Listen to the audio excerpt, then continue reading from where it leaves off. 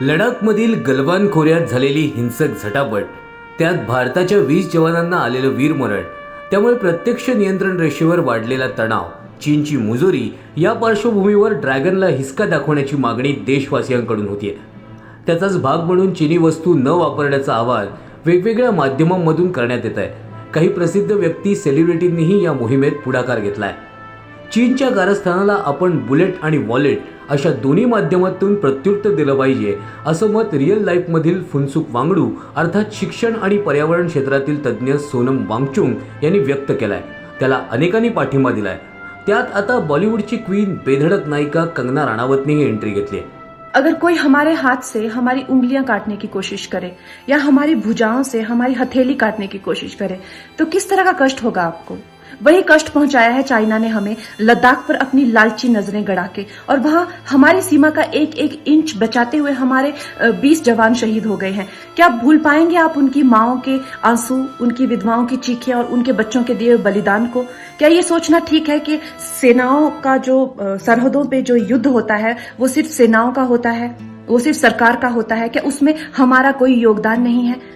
कुणी आपला हात किंवा बोटं कापण्याचा प्रयत्न केला तर आपल्याला किती वेदना होतात, अगदी तशाच वेदना चीन आपल्याला लडाखमध्ये देतोय. आपल्या सीमांचं रक्षण करताना 20 जवान शहीद झाले. त्या वीर मातांचे अश्रू, वीर पत्नींचा आक्रोश आणि त्यांच्या मुलांनी दिलेलं बलिदान आपण विसरू शकतो का? सीमेवर होणारं युद्ध फक्त लष्कराचं, सरकारचं असतं का? त्यात योगदान देणं जनतेचंही कर्तव्य नाही का? चीनी वस्तूंवर बहिष्कार घालून आपण चीन विरुद्धच्या या युद्धात सहभागी होऊया आणि भारताला जिंकूया, असं आवाहन कंगना राणावतनं चाहत्यांना केलंय. क्या हम भूल गए वो वक्त जब महात्मा गांधी जी ने कहा था अगर अंग्रेजों की रीढ़ तोड़नी है भारत में तो उनके बनाए हुए हर उत्पादन का बहिष्कार करना पड़ेगा।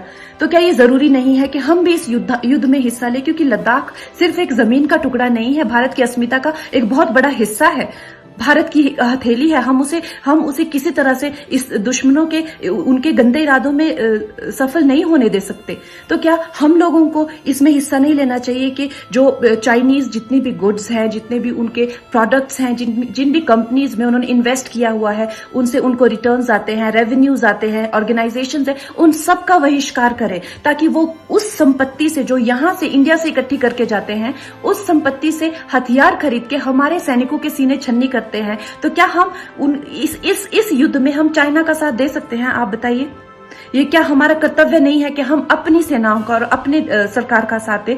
तो हमें प्रतिज्ञा लेते हैं कि हम आत्मनिर्भर बनेंगे और चाइनीज गुड्स को बिल्कुल बॉयकॉट करेंगे और इस युद्ध में हिस्सा लेके भारत को जिताएंगे।